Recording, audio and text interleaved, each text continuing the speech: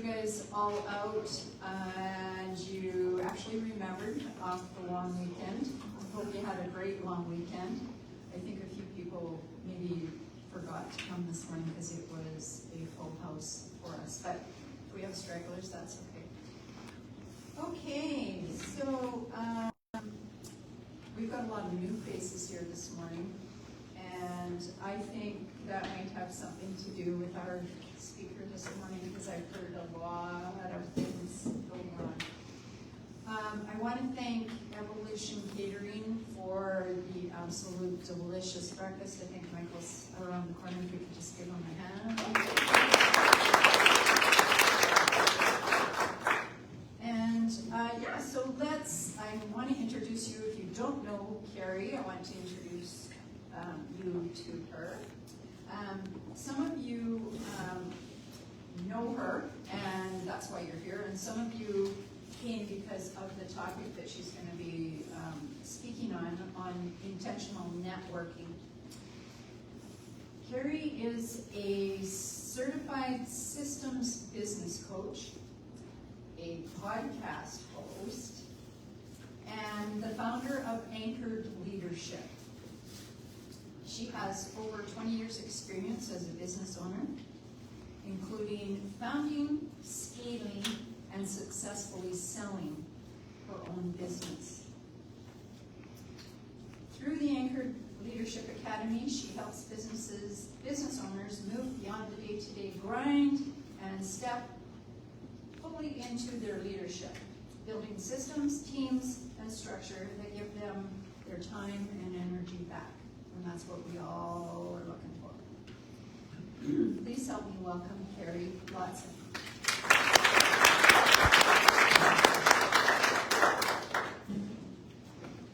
I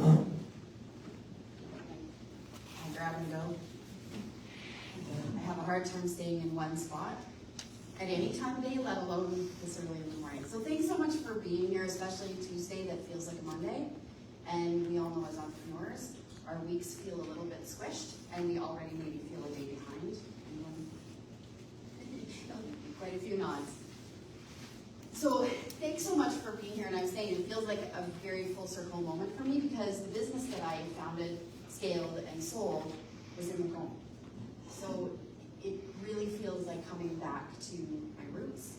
I have a love for this community. I live 10 minutes north just by Morningside, and it's amazing to see so many familiar faces and just what people who have built this community now and for generations past. I think that's really amazing to see in a room together to start the week. A few questions to start off with. So how many of you have attended a new networking event in the last 6 months? Nice, okay. And how many of you during that new networking event wondered, is this worth it? How many of you have attended a networking event and went to the back corner or went into a corner of the room and thought, this just feels weird? Couple? So I want to start off, I am not a natural networker. I think I actively avoided it for probably the first 8 years of business ownership, because I thought that if I do a great job, I build a great reputation, people will talk about me and my business will grow. And then if I need to, I can do a little bit of marketing, social media, add some keywords to my website and people will find me. And the truth is that can get us to a certain stage of business. However, way back when, it used to be that entrepreneurs had a network of people, and how many times would we go, you're looking for a mechanic or you're looking for somebody to help with business, and you would ask a friend or ask someone you knew, and it was, oh, I know a guy, let me introduce you. Anybody else back in those days? I feel like networking is going to make a resurgence in a really big way, especially for small business owners, because we're dealing with a lot right now where the way we can appear online, anyone heard of the trust recession? The trust recession is it's taking our clients longer to do business with us because they want to check us out first. And what can happen is when we're using things like AI, social media, design, we can create an online presence that makes us look really good. And a few years ago, it really, I think, did help a lot of small businesses to scale. However, now what we're seeing is that trust is drawing back again, where people are like, are you really who you say you are? This is where, coming back to that intentional networking, where we're introducing to each other, we create trust with people who are wanting or thinking about doing business with us. How many of you, if you think of even the last 3 new purchases you made, how many of you made a purchase because someone said, oh, you should check this out? It was a recommendation, it was an introduction. How many of you have had that experience as a buyer? Yeah. Yep. So I think just sitting with it, I think this is also where small businesses have a hand up, because it's easier to get in front of people who are making the decisions, which is really what we want to do when we're networking. So when you think of, if I was to ask, what is networking anyway? What comes to mind? Relationship building. Relationship building.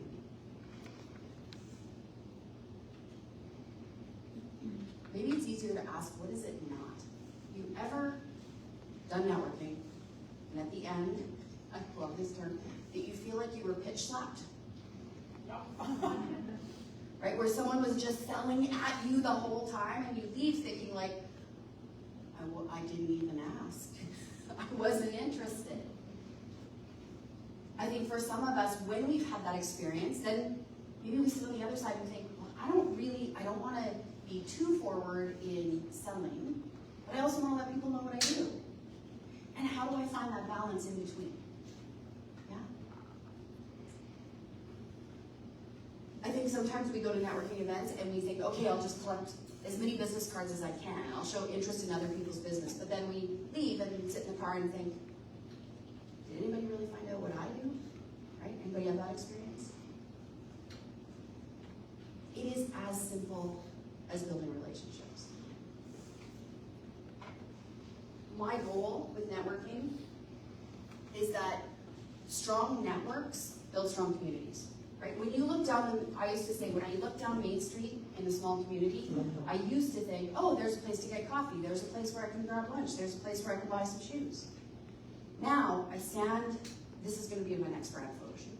In Lacombe, I'm going to look down Main Street, because now what I see is opportunities. I see generations of businesses. I see the names on the back of sports jerseys. I see people giving back and growing our community. I see how many business owners are sitting on boards and nonprofits in our community. It is that relationship that builds communities. And what I now know is strong leaders are very intentional about how we create those relationships so that we become part of that strong network. And this picture, although a little bit maybe hard to see, is a picture of a tree and the roots showing through. And as soon as I saw this, I was out on a hike with my daughter and I said, oh, that's totally like networking. She's like, don't see it, but okay. And I was like, I have to take a picture. Because the roots interconnect. We are all independent businesses. We all have our own lives. We all have things going on.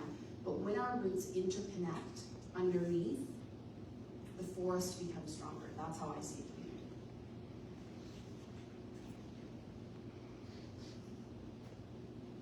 All right, so now let's talk about keys. So, as we talked about, I'm a systems business coach. So, because naturally, networking didn't come naturally for me, I felt like small talk was challenging.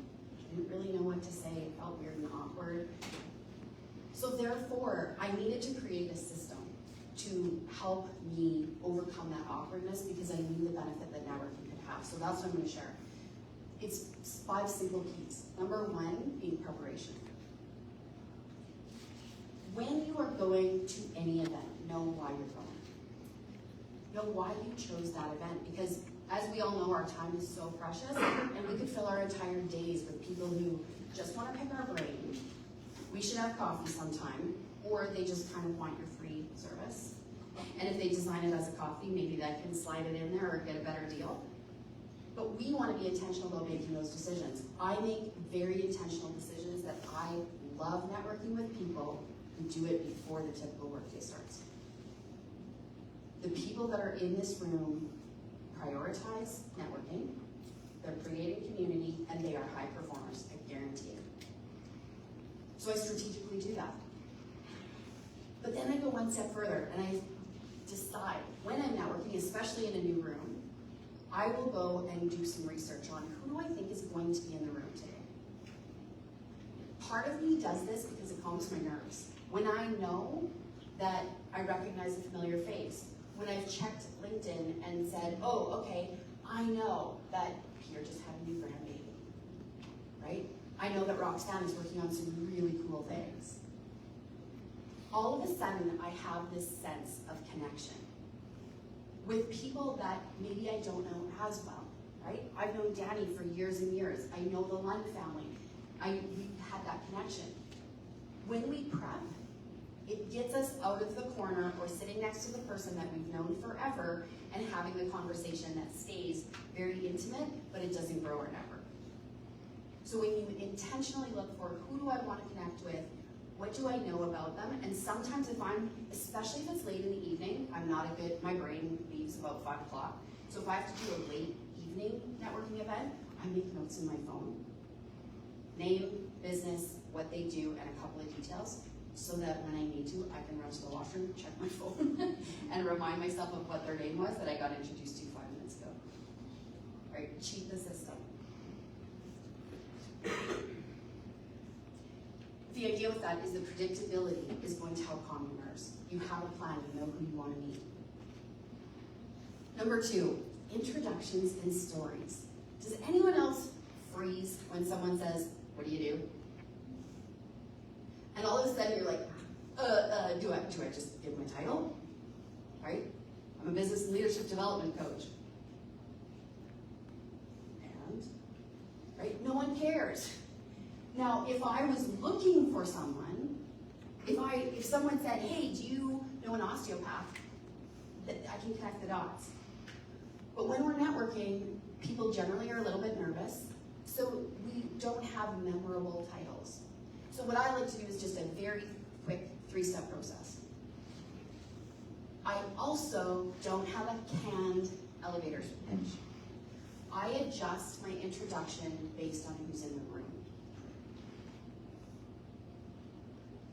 Who you are, what you do, who you serve, and one thing that makes you unique. So for example, in a room like this, I might say, I'm Kari Lotzien. I'm a business and leadership development coach. I work with small business owners who are past the startup phase. They're starting to get really tired because everything still runs through them, and they just want to get their time back. They have great reputation, they have great business, but it's just not quite flowing the way they want it. Something that's unique about me is not only do I have the training as a certified systems business coach, but I also founded, scaled, and sold my own company.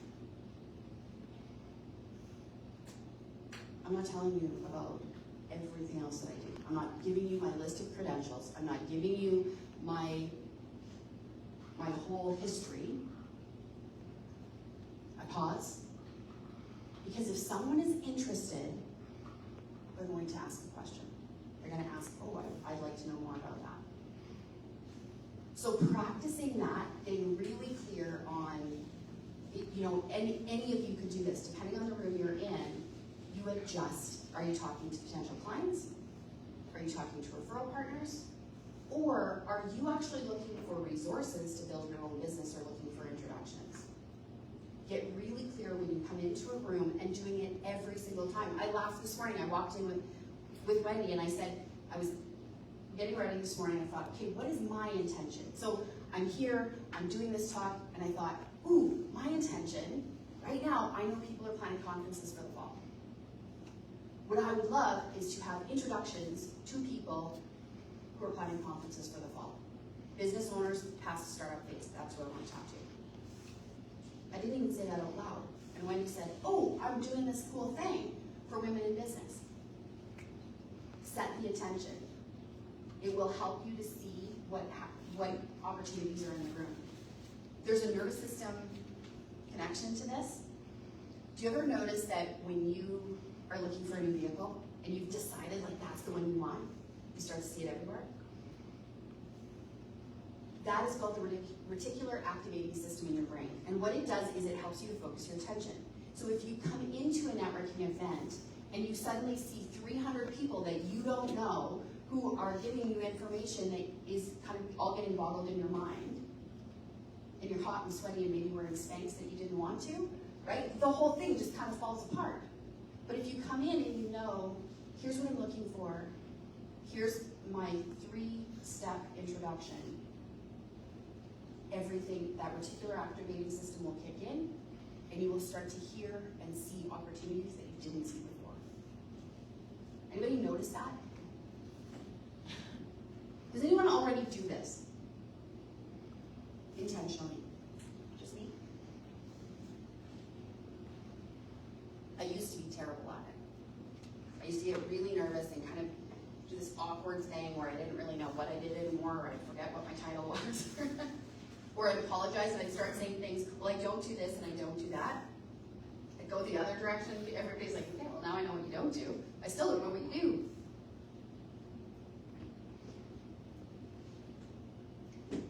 And the next is stories. So Roxanne and I were talking a little bit this morning about stories.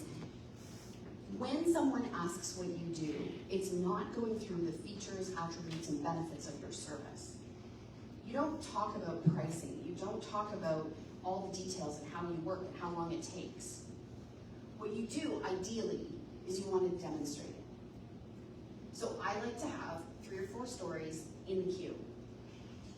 These are stories that I can tell in under a minute that don't just sell at people, pitch at people. What I'm doing is I'm demonstrating. What do I do? Who do I serve? And what are the results that I help them to achieve? So again, you want to have, if you have, think of your ideal client, who you serve, who you're looking for. For those of you who are past the startup phase, you have testimonials. You have people who have worked with you before who are thrilled with your service. But sometimes they're not in the networking group to help you get those accolades.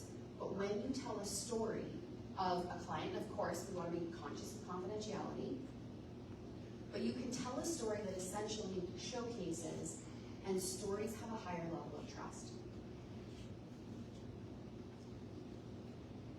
If I tell you, I recently worked with a bookkeeper, 8 years of business, more business than she can handle.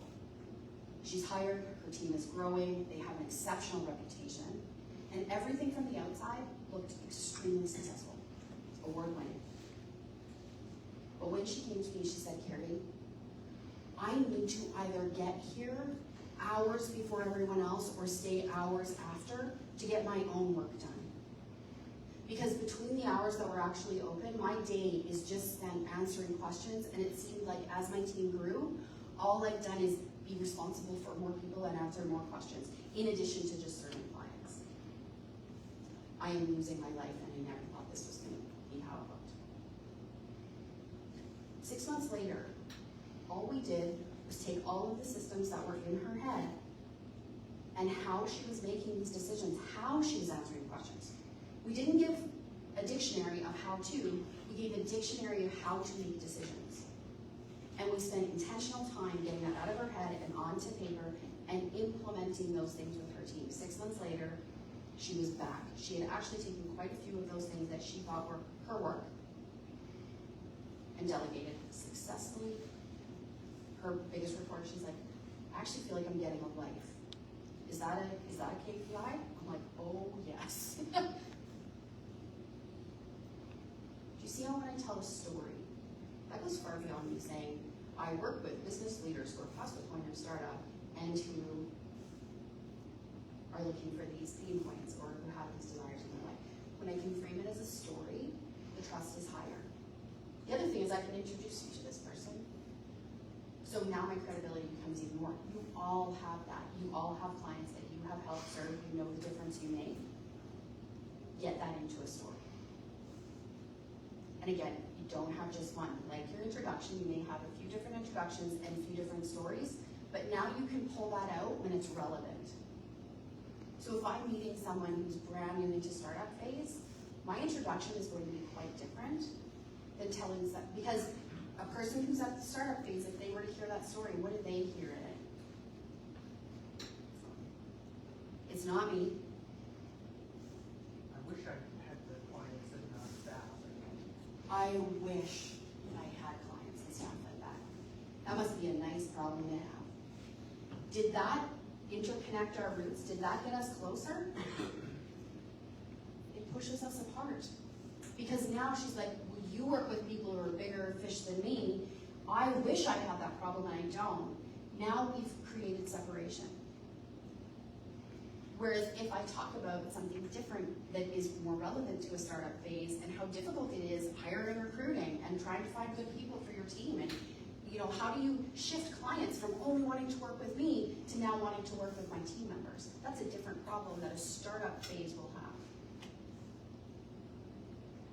So tailoring it, getting a story. Number 3, in the event, and I think this is sometimes the first time we start thinking about networking is when we're already there. The first 2 are preparatory. It's things you're doing ahead of time, guaranteed it will help calm your nervous system. I didn't think of that story on the spot, right? I've got that story in my queue that I can pull when it's appropriate in the right audience. So when you have that, now you're not standing there going like, I don't really know what to talk about, I don't really know what to say, I don't want to be pitchy and weird, I don't want to be too vocal and sell myself. I want it to be natural. So now in your event goals, know, are you looking for potential clients with a star? Referral partners. So are you looking for people that you can refer business to? Or are you looking for resources? Are you needing to do a rebrand? Are you needing to connect with conference sponsors? Are you wanting to do something cool in your business and maybe you're just not quite sure how? I mean, after 20 years, I think that might be the title of my book. I want to, I just don't know how. First 8 years are, I'll try to figure it out myself. And I think then we get to start up and think, oh my gosh, it's so much easier to just ask somebody who really knows and just pay for the service and let it happen, right? It's a different need. You might have all 3. I think early in our career, we tend to go to networking events thinking that we want to attract potential clients. And then when we're in a group wondering, I don't know if that was actually valuable or worth it because I didn't get any clients from it. Nobody called me or signed up or bought my thing the next day. But if you intentionally think, I believe that the number 1 goal of networking events with other business owners is creating referral partnerships. Therefore, when I come to an event like this, I'm very consciously looking for people who are in my sphere. So I know I get a lot of referrals from accountants, lawyers, bookkeepers, HR, marketing. These are my people. So I'm listening to make those connections. And I don't have just one person. I always want to have like, oh, I actually know 3 people that I can refer you to if you're looking for a website, depending on what you're looking for.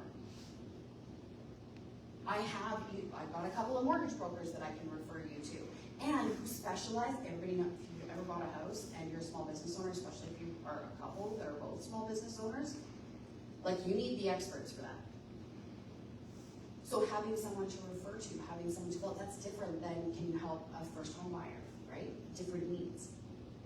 So what I'm always looking for is to build my Rolodex. That runs in some rooms and not others. What's our Rolodex? So what I want to be doing is really listening, asking questions, and building that connection. So I want to be asking questions like, what's exciting happening in your business right now? What are you working on? That's so much richer a conversation than what do you do? Right? When I know Roxanne's going to finish her book very, very soon. Right? That's exciting for her to talk about. And my mind instantly went to, ooh, it'd be pretty cool if she was doing a little book tour about this, and we could get her in front of some people who really need that information, get her in front of the right audiences. That's what I want to do. I want to be of service. Thoughts? Is this what you're experiencing now when you go to networking events? Somewhat? When you reflect on people who do it well, who make it look effortless, and you think, oh, that was such a great conversation. If you dissect it, this is probably what they're doing. They're prepared, they're asking great questions. The conversation feels relevant. This is the structure behind it. Right? It's not just that I used to think people were just natural networkers. They just somehow had this secret thing in them that they could just do it. And unfortunately, my husband, I think, is one of those people. I think he was networking in kindergarten. I really do.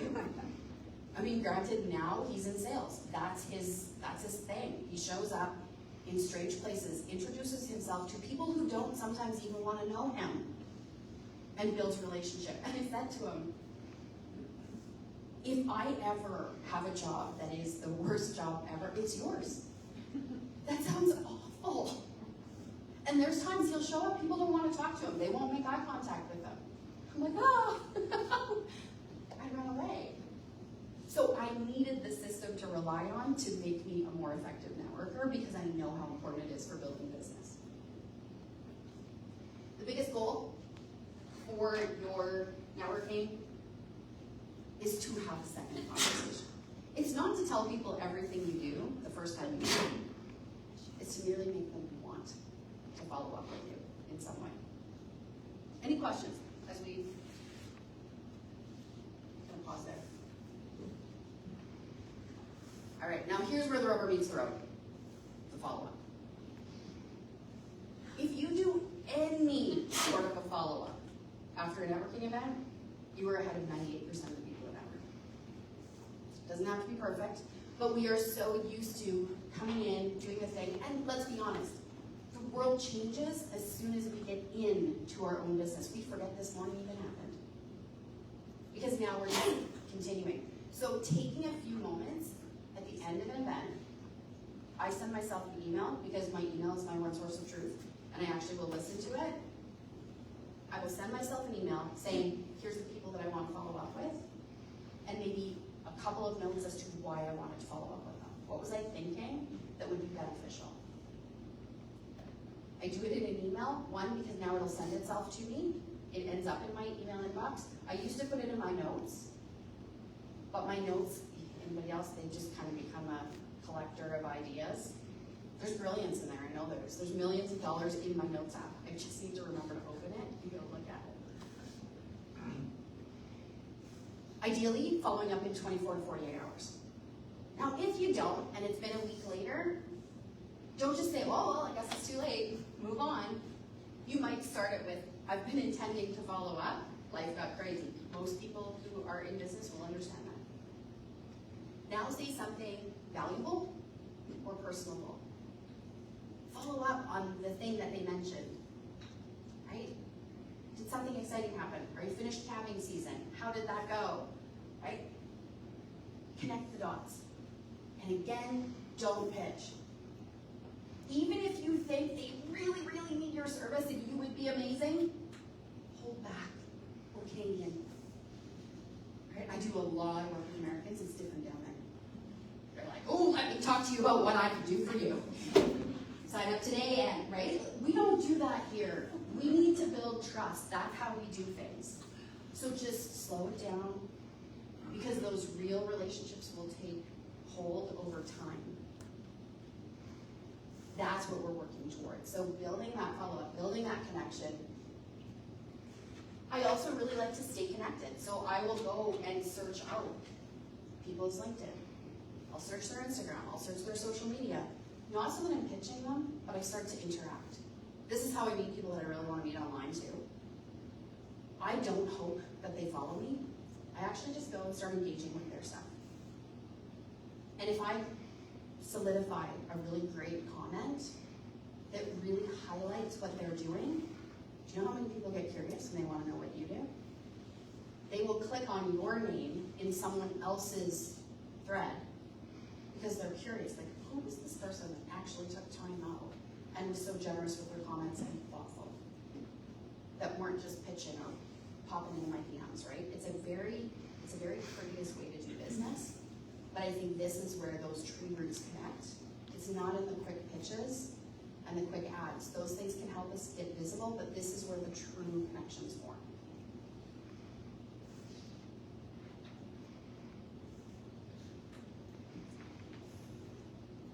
And then a great introduction.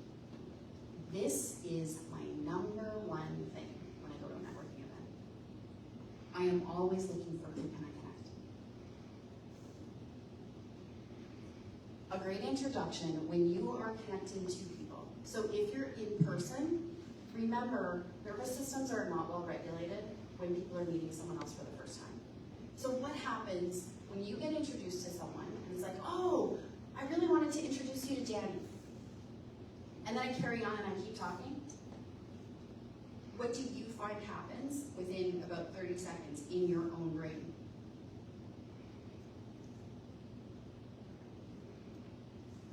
What happens when you're introduced to someone? That name goes right up the other ear. Thank you. I thought it was just me there for a second. The name goes right out the window. And now you're embarrassed because you're thinking, okay, that was just a few seconds ago. And now I feel awkward because I don't want to ask again what their name was. I was introduced to someone through the vice president of Shaw Cable. And we were at a networking event. I was completely overwhelmed. I felt like I was in a really big pond and out there were really little fish. And all I wanted to do was just sink into the background. And the vice president came to me and said, Kari, I'd love to introduce you to someone. And all I thought was, oh, I still get goosebumps because I remember the feeling like, oh, I got nothing. She walked over. She said, I would like to introduce you to, she said their name. She said, this is Kari. Kari has, at that time, it was in my past business, she said she does a lot of work with kids and really talks a lot about the nervous system and how it affects the ability for kids to communicate and connect. And she said, and I know that you are working on some really amazing stuff with schools and developing curriculum. And I know you both love kayaking. Kari, I just really wanted you to meet Steve. Do you see what she did there? She says the name. She gives us, here's why. She starts the conversation for us because she knows why she's making that connection.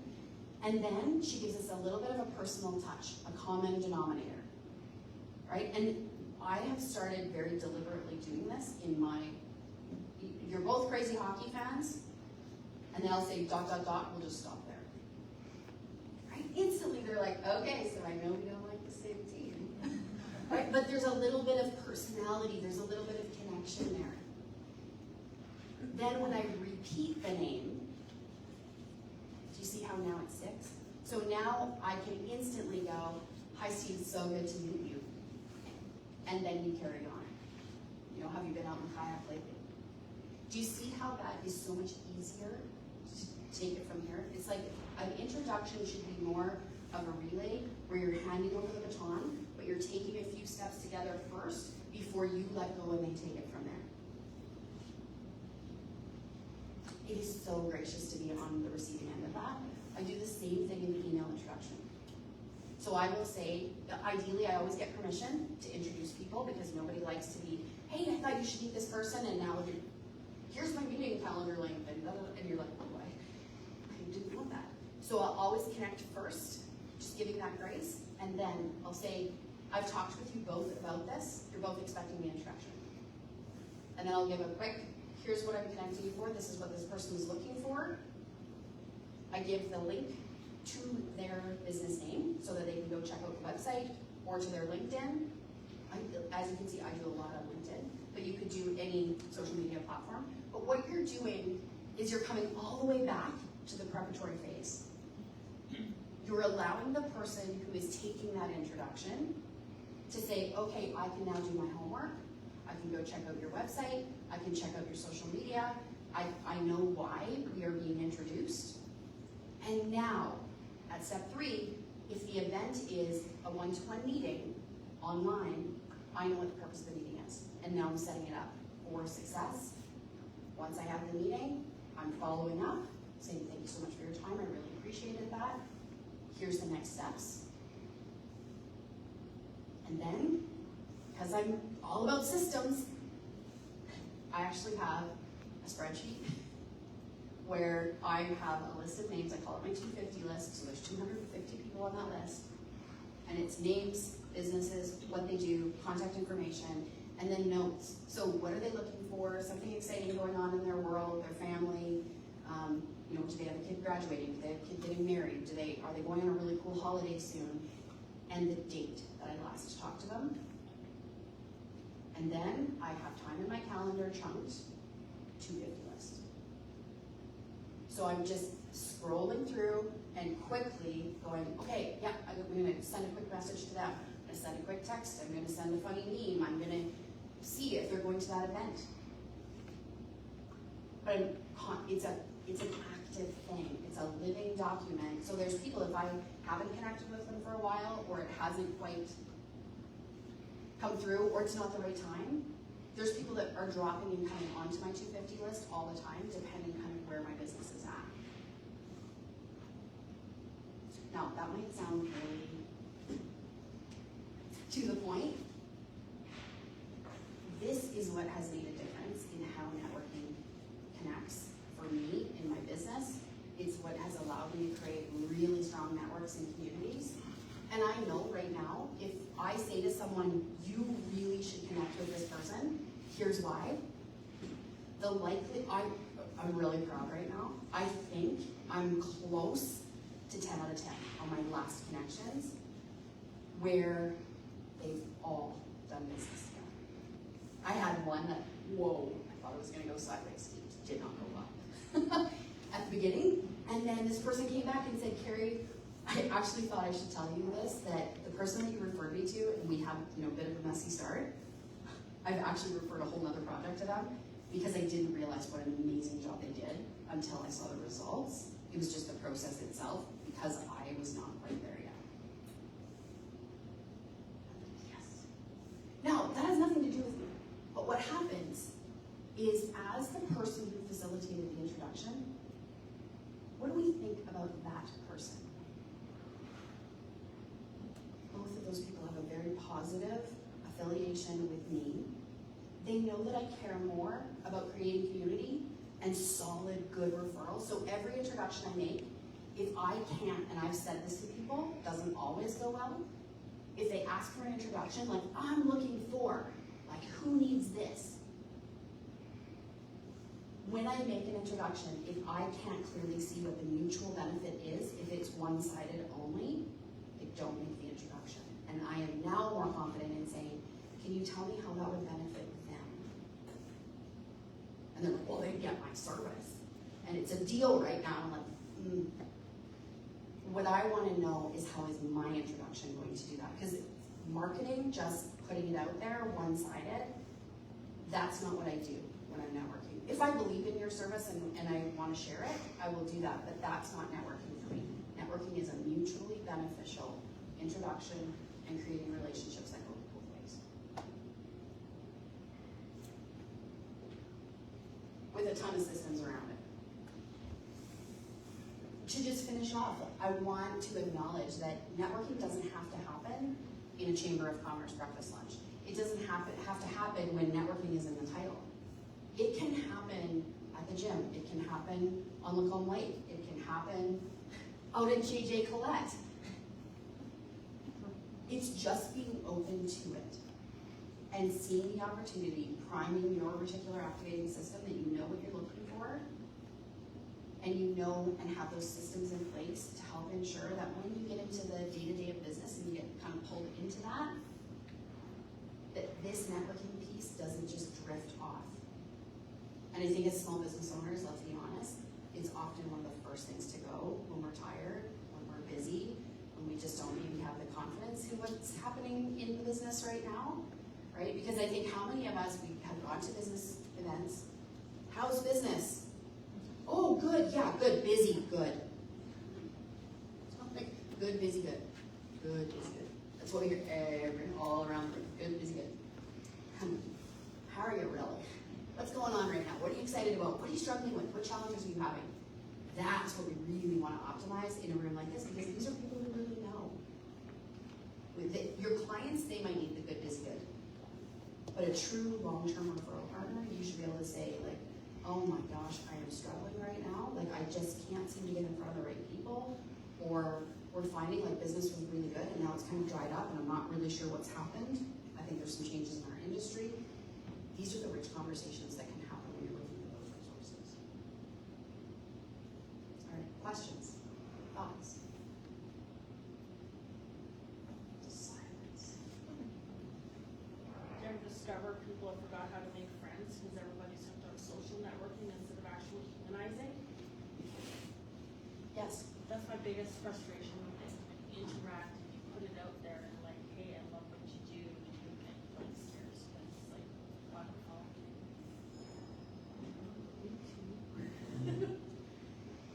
I think in that, remember that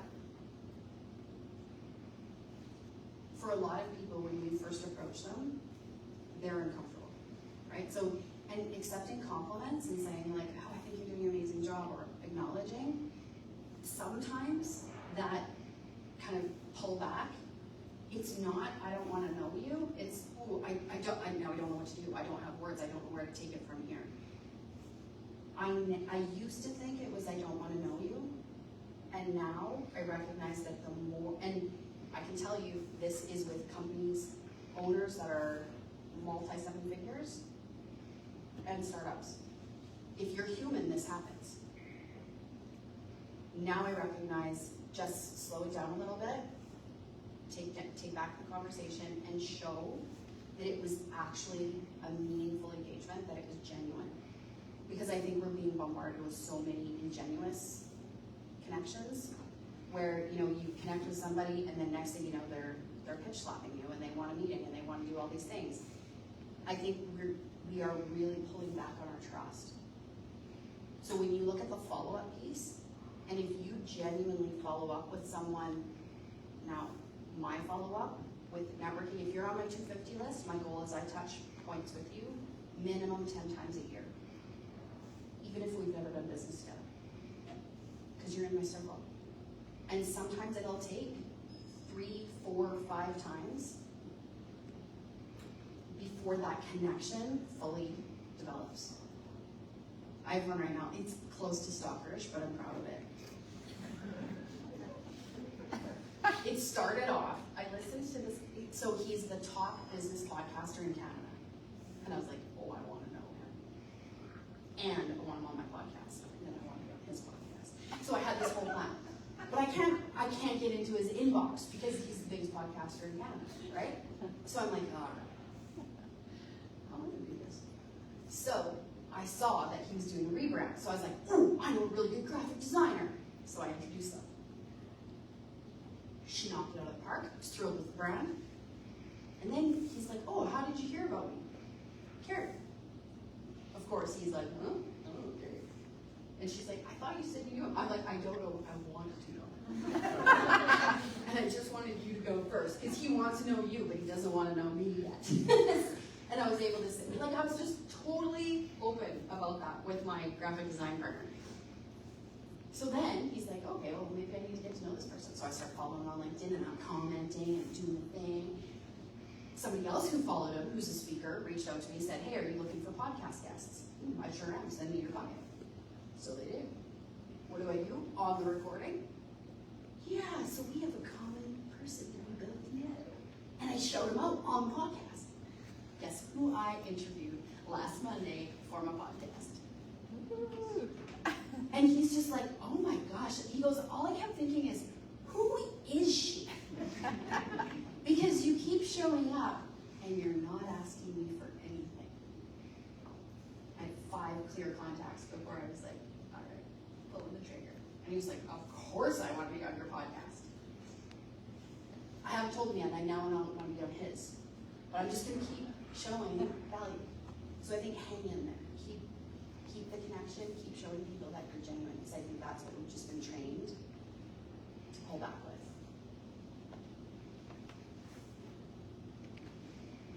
Any other questions? Kari, you said you have a list of 250. Does that mean people drop off? Yeah, they do. And so what's the trigger for that? Or if they drop off? Like, you keep it only at 250, which is now. Yeah, so again, I have a system. Or, Right, so I can do 5 a day, right? So if I connect with 5 people a day, 5 days a week, that connects me with 100 people a month intentionally. It's pretty easy. So if my goal is to connect with them 10 times throughout the year, some of them I'll go to an event and I'll connect with, several people in a day, and then I just blast off, maybe 20 emails. So I feel like my 250, I can keep that pretty manageable. I also have like a top 100. So those are people that are referral partners, we're actively connecting, I'm really nurturing that relationship. If someone has had maybe a negative experience, so maybe I've referred to them, and then someone has come back and said, hey, that was not a great experience, and I do always follow up my referrals. I will follow it up, and I'll say, hey, business owner to business owner, I just wanted you to know, because sometimes clients who are upset won't say anything. If that's happened and it's become not just an incident but a pattern, now you drop it to the bottom of the list until you get your business back together, that you're a good referral partner. And what that does for me is it protects my integrity. Because if I refer to people that they don't have a good experience, now my reputation is attached to that. So I'm very, you are in a spot on that, but my clients and my referral partners also know that. So they know that if they're getting a referral, it's generally a really good one. And it aligns with my goals. So, before I started my podcast, Kelly Kennedy would not have been on my list. But he was a top 10. I was like, somehow I'm gonna get my way into that guy's inbox. So some of it is just related to what are your business goals when you look at your strategic plan? What are you looking to do in your business? And who do you need to meet? What resources, referral partners, and client connections are you wanting to make? Review your 250 list, who maybe changes spots, who maybe drops off for a season or two, and then you're actively engaging it.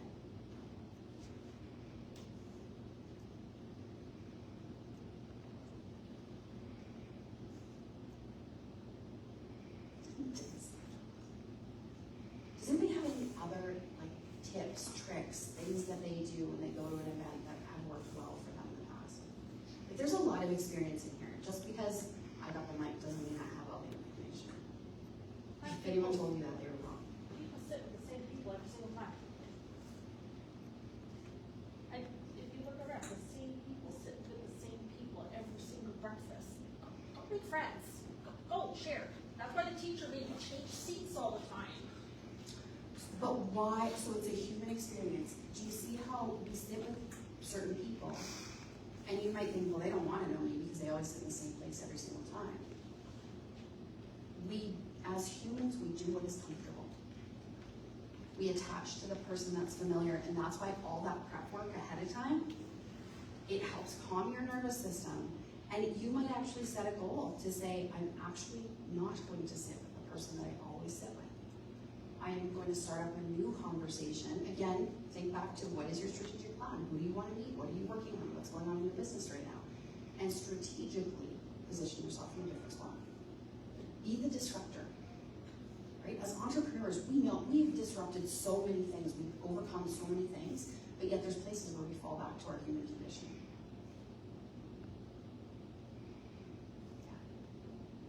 I don't have this problem. I'm extra extroverted. Then you might be the one that sparks that, right? So, like you said, it used to be like the teacher would change up the seating order, but now nobody tells us to do that. And that's why I asked right at the very beginning, who has been to a new networking event in the last 6 months? Because showing up in the same rooms with the same people, doing the same things, having the same conversations, that is not networking. That's friendship. And those two things are different. Networking is a part of your business strategy. it is putting yourself in new audiences. It's building those connections, and that you should know based on where you're at in your business. I've done some very big changes. As my business has changed and grown, I actually joined a networking group in Calgary. It was very deliberate. I was like, I want to know these people, and this is what I got to do to get there. So I started for a while, again, I want to be of value, so I wanted to make sure I had business to send to them. But I knew part of being from a small community is it can be difficult to get out of your own backyard. When you're like, I knew your grandpa Frank. And it's like, oh man, you're seeing me as 4 years old, right? It's sometimes hard to get your credibility seen in the group that you've been connected with, maybe when you were a startup, maybe when you were really awkward, maybe when you didn't know what you were doing. So showing up in new rooms, you get to show up at the level you're at right now, and you get to create your own story. So make sure you're building those new networking connections and relationships. That would be my ask. As you walk away from today, you don't go, oh, that was really good. Go back to your car, go back to work. But think, in the next 24 to 48 hours, who do you want to connect with that's either an acquaintance, that you want to get a little bit closer? How are you going to do that? And ideally, someone in this room that you can follow up with and just have that quick little connect to say, okay, here's where we go next. Okay, that's it for me. If you want to connect with me, LinkedIn is my go-to platform. I also have Instagram and Facebook, although I'm never on Facebook. Email me, reach out. I am passionate about building this connection. Tell me what you're looking for. Tell me who you want to meet. I'd love to make those introductions. Thank you.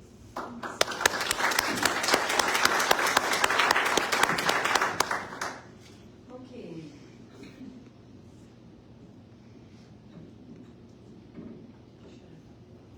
Hello. Oh, you're good. Okay, great. Okay, so, yeah, I'm not gonna keep you much longer. I know you guys have to get back to work, but thank you, Kari. That was amazing. I feel like I was let off the hook today, where I can build relationships and not pitch slap, as you said. That's fantastic. I just want to quickly say thank you to City of Lacombe and Vernon University. Without their sponsorship, we can't have these breakfasts, so thank you very much for that. Get your calendars out. We've got some events coming up. Our next After 5 is on June 2nd from 5 to 7. That's going to be at the Black Falls Motor Inn. And Annie's Restaurant will be providing the appetizers for that. We also have our next lunch in Black Falls as well at Legal Builders Sportsplex. On June 23rd, Peter McGee from the town of Black Falls is going to be the speaker. He's the economic developer there. And he's going to be talking on how to groom smart and the future of Black Falls. So I think that's going to be really good.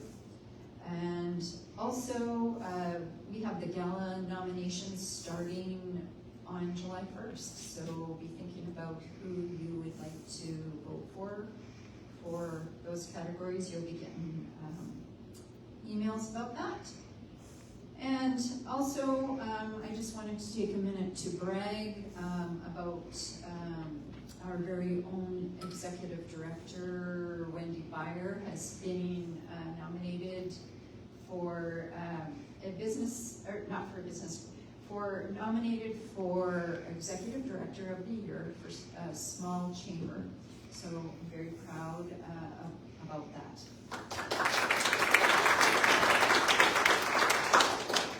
One last thing, I have stickers for your membership. If you are not a storefront person and you would like to have a sticker, I have those also available for you guys, or digital stickers.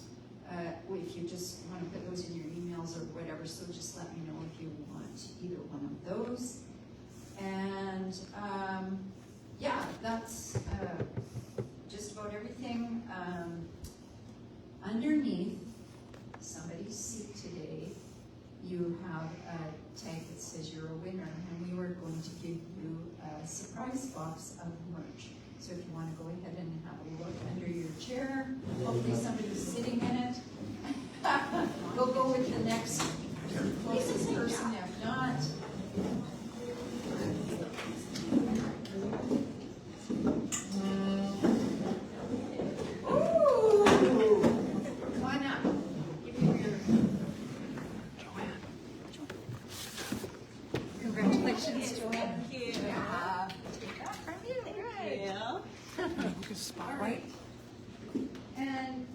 So that's all I have for today, so go out and let your roots cross.